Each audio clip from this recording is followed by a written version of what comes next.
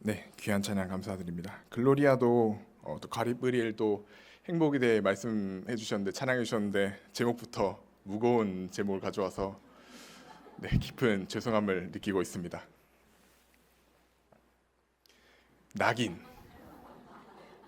사전적인 정의로는 불로 달군 쇳덩어리, 그걸로 찍은 도장을 낙인이라고 합니다. 이런 직접적인 도장뿐만 아니라 씻을 수 없는 평판들을 말할 때 낙인이라고 합니다. 낙인, 아까 나오자마자 웃으셨던 것처럼 가지고 있는 무거운 느낌이 있잖아요. 그러다 보니까 저희가 다소 평소에는 사용하지 않는 단어인 것 같습니다. 그렇지만 생각해 보면은 우리 주변에 낙인이라고 할 만한 것들이 많이 있습니다. 당장 생각나기로는 정육점에 가면 보이는 고기들, 1등급, 2등급 도장이 찍혀 있지 않습니까? 그 고기는 저희가 소비자인 입장에서 껍질이 벗겨진 고기를 사는 경우가 더 많지만 어쩌면 그 고기는 한번 찍힌 그 낙인, 그 등급으로 소비자에게 먹히기까지 그 등급으로 평가를 받을 것입니다. 사람에게도 이런 낙인 같은 게 있는데요. 좋은 비유는 아니지만 출신 지역에 따른 고정관념이 사실 있습니다. 사람의 선입견에 따라 어느 지역 사람이다라는 것에 대한 선입견이 있을 수 있습니다. 서울 사람은 이렇더라, 경상도 사람들은 이렇더라, 전라도 사람들은 이렇더라 하는 저마다의 선입견이 각자의 낙인으로 그들에게 찍혀 있을지 모르겠습니다.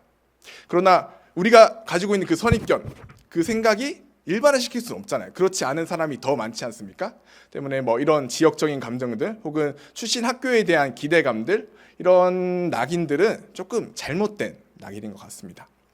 이런 잘못된 낙인들도 많이 있지만 인간에게는요, 우리 사람 모두에게는 모두가 찍혀 있는 낙인이 있습니다.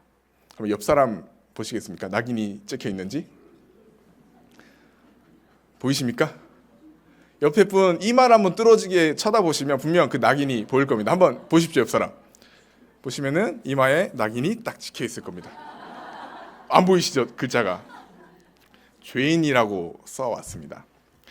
제가 직접 글자가 써져 있지 않지만 사실 우리 인간 모두는 죄인이라는 씻을 수 없는 낙인이 우리 이마에 또 우리 마음속에 찍혀져 있는 것입니다. 근데 우리가 왜 죄인입니까? 우리가 무엇을 가지고 있기 때문입니까? 우리의 마음속에, 깊은 마음속에 아주 새까만 원죄가 자리 잡고 있습니다.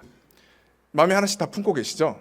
우리가 가지고 있는 이 새까만 원죄가 우리를 죄인이라고 낙인 찍고 있는 것입니다. 그래서 오늘은 우리가 가지고 있는 이 원죄에 대해서 조금 이야기를 나누고 싶은데요. 다소 부정적인 이야기뿐만 아니라 우리가 죄인이기 때문에, 우리가 이 원죄를 가진 부정적인 인간이기 때문에 느낄 수 있는 것이 또 있습니다. 그래서 오늘은 말씀을 통해서 그것이 어떤 것인지를 우리 함께 이야기를 나눠보려고 합니다. 여러분, 원죄의 기원에 대해서 먼저 이야기를 해야 될 것 같은데요. 다들 잘 알고 계실 겁니다. 에덴 동산에서부터 비롯된 것입니다. 하나님께서 먹지 말라고 말씀하셨던 그 선악과, 아담과 하와가 이것을 먹게 되었죠. 그래서 하나님께 범죄를 하게 되었습니다. 그래서 바울은 로마서 5장에서 이렇게 말합니다. 한 사람으로 말미암아 죄가 세상에 들어왔습니다. 그 한 사람으로 말미암아 우리 가운데 사망이 들어왔고 그 한 사람으로 말미암아 우리 모두 사람이 죄를 지었다라고 로마서는 말하고 있습니다. 과거에 있었던 그 한 사람인데 그 사람의 죄가 과연 정말 우리에게까지 유전되어 올 것이냐라고 우리는 의문을 품을 수 있지만 성경 곳곳에서는 아담의 죄뿐만 아니라 여전히 우리에게도 그 원죄가 있음을 계속해서 말해주고 있는데요.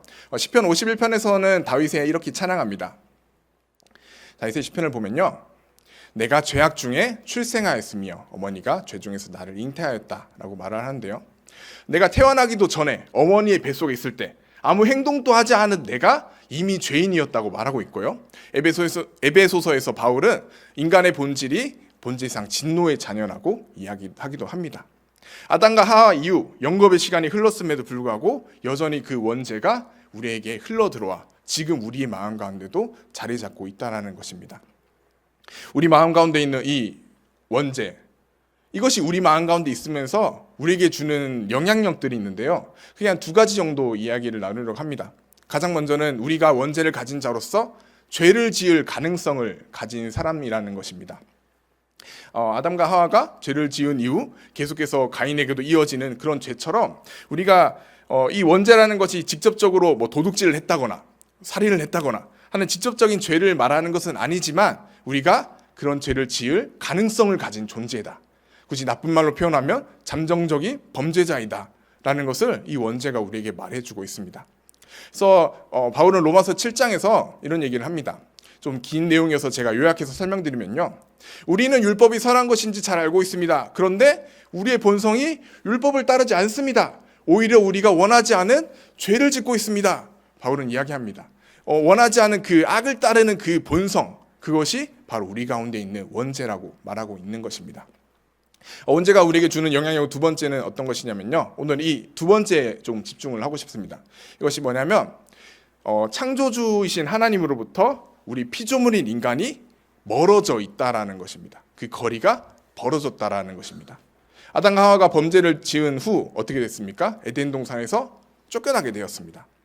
피조물이 창조주로부터 떨어지게 되는 사건, 하나님으로부터 멀어지게 된 사건, 그 상태가 바로 우리의 원죄의 모습인 겁니다. 하나님의 자리가 결핍되고 하나님을 상실한 우리의 연약한 모습이 바로 우리의 원죄의 한 모습인 것입니다.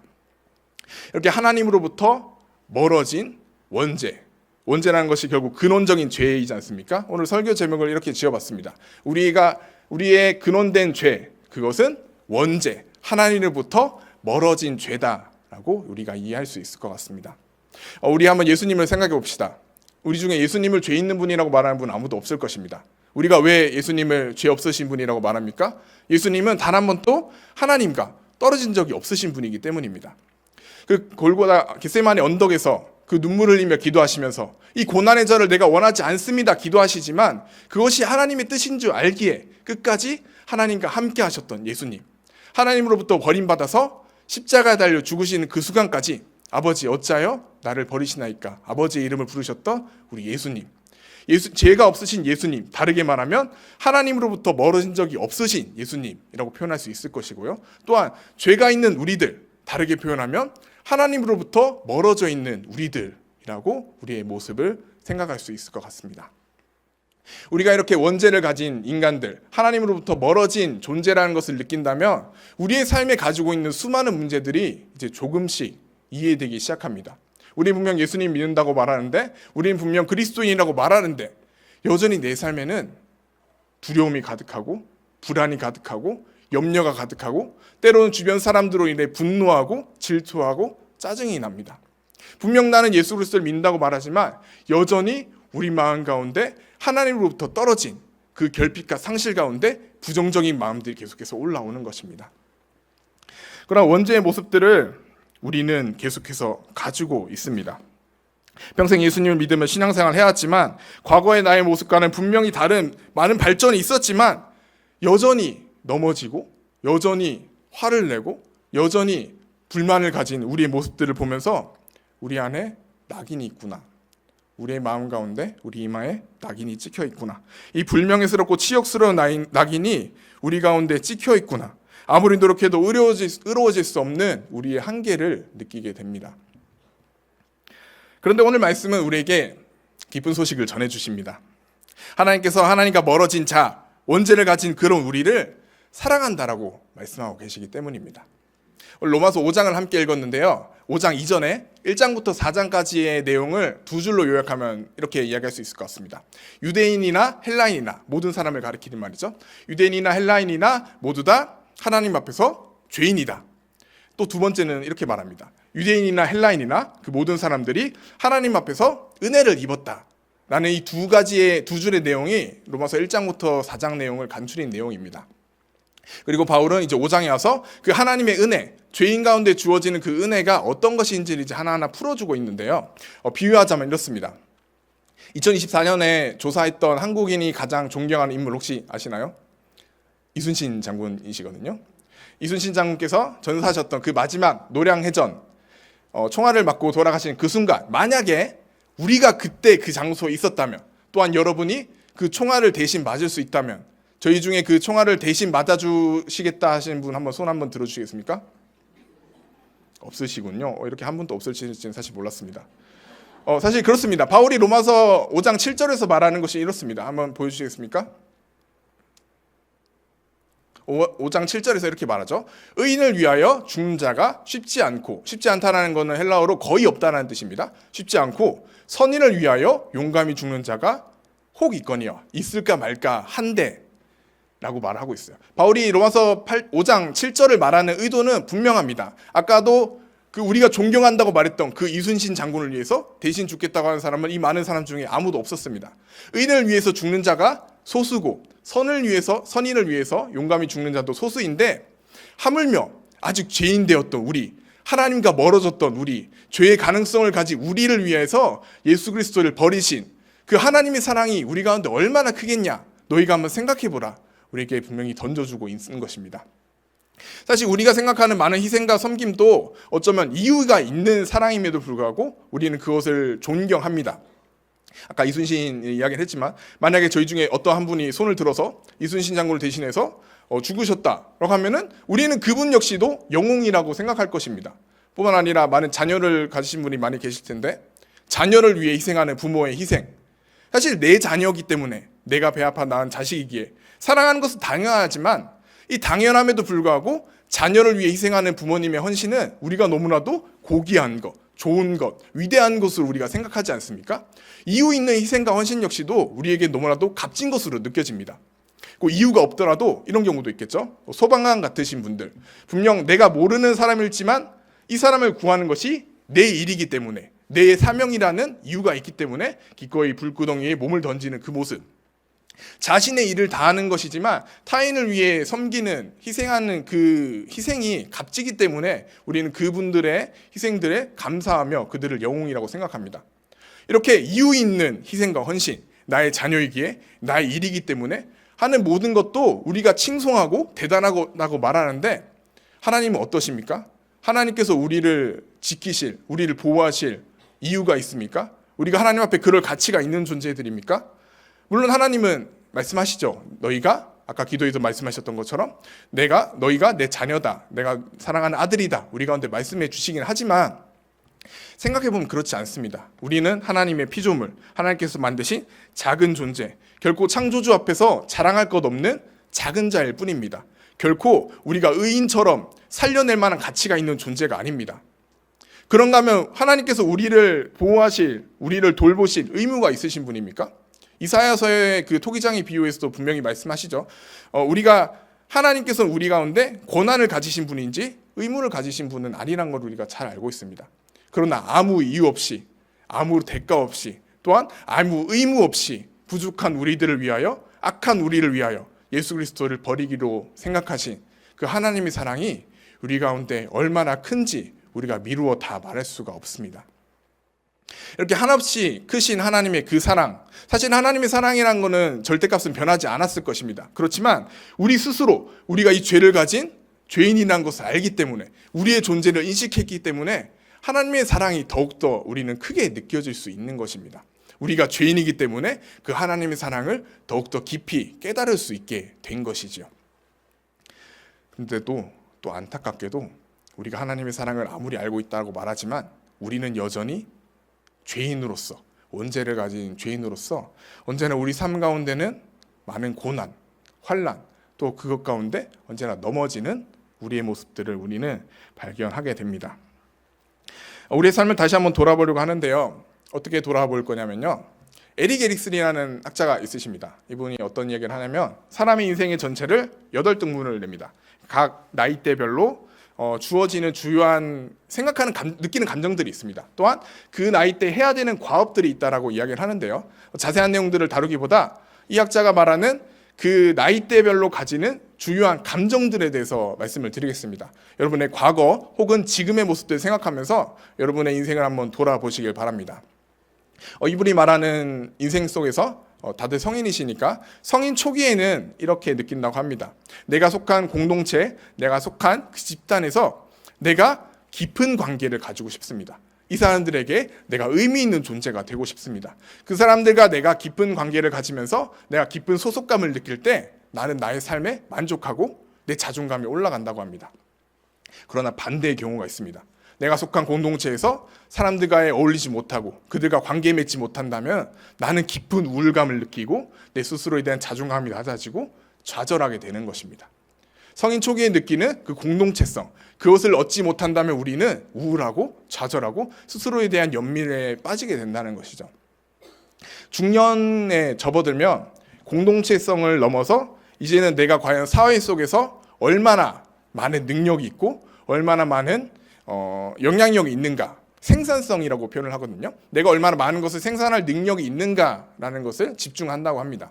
여기는 자녀도 포함이 됩니다. 내가 낳은 자녀들이 너무나도 잘 기르는 것, 혹은 내가 속한 회사나 집단에서 내가 내 역할을 온전히 다하는 것, 내가 설정한 목표를 내가 하나하나씩 이루어가면서 느끼는 그 성취감이 나의 인생의 주요한 감정인 것입니다. 그러나 이 역시도 반대의 경우가 있겠지요. 내 자녀들이 결코 내 뜻대로 되지 않고 내가 속한 회사 혹은 공동체에서 내가 할 수 있는 것들이 너무나도 미미하고 내가 만드는 것들에 대한 성과가 만족스럽지 못할 때 스스로에 대한 역시 자괴감, 외로움, 우울함, 무기력함을 느끼는 것이 인간의 중년기라고 합니다. 그리고 마지막 노년기에는 자신의 인생을 돌아봅니다.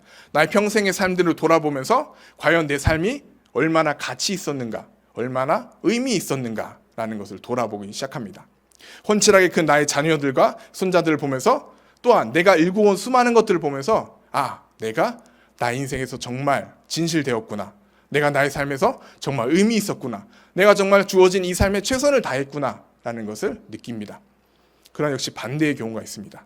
내가 낳은 수많은 자녀들이 내 곁에 남아있지 않고 내가 일구었다고 생각했던 모든 것이 아무것도 남아있지 않고 수십 년의 인생을 살았지만 내 손에 잡힌 것이 아무것도 없다면 깊은 우울감과 외로움, 소외됨을 느낀다라고 합니다. 이 에릭 에릭슨이라는 학자의 인생을 쭉 돌아보면 사람의 인생이라는 것이 참 덧없음을 느낍니다. 인생의 전반에 걸쳐서 우리는 언제나 외로움, 우울함, 좌절, 때로는 분노, 수많은 부정적인 감정에 우리는 계속해서 노출되어 있기 때문입니다. 물론 이분의 말하는 이론의 목적은 그런 것이 아니지만 또한 우리는 신앙인으로서 원죄를 가진 자들로서 그 느끼는 부정적인 감정이 어디로부터 비롯된 것인지 우리는 잘 알고 있습니다. 바로 우리 가운데 있는 원죄로 인해 하나님으로부터 멀어진 그 결핍과 상실로 인해 하나님을 항상 바라고 선하게 살고 싶지만 여전히 내 마음 가운데 가지고 있는 그 죄악 덩어리로 때문에 우리는 두려워하고 걱정하고 외로워하고 상실감을 느끼며 수많은 부정적인 감정들이 내 삶의 곳곳에 묻어 있다는 것입니다. 참 이상합니다. 오늘 로마서 5장 1절에서도 말하듯이 하나님께서 분명 우리를 의롭다라고 말씀하셨습니다. 말씀 한번 보여주시겠습니까?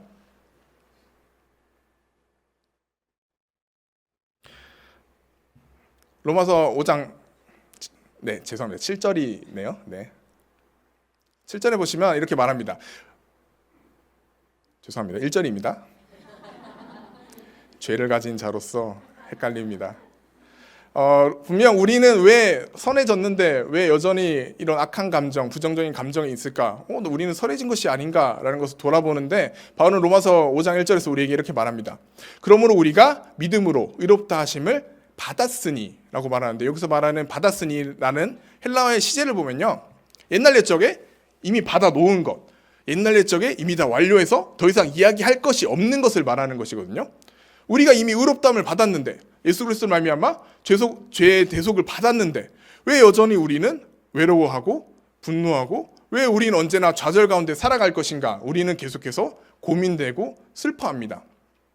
그러나 우리는 잘 알고 있죠. 우리가 받은 이 하나님의 나라가 아직 우리에게는 오지 않았기 때문에 완전히 우리 가운데 오지 않았기 때문이라는 것을 잘 알고 있습니다. 그래서 로마서 5장 2절부터 바울은 이렇게 말합니다. 제가 3번역으로 읽어드리겠습니다. 우리는 또한 그리스도로 말미암아 지금 서 있는 이 은혜의 자리에 믿음으로 나아오게 되었으며 하나님의 영광에 이르게 될, 지금 이른 것이 아닌 미래에 이르게 될 소망을 품고 자랑을 합니다. 그뿐 아니라 우리는 환난을 자랑합니다. 우리가 알기로 환난은 인내력을 낳고 인내력은 단련된 인격을 낳고 단련된 인격을 희망을 낳는 줄을 알고 있기 때문입니다.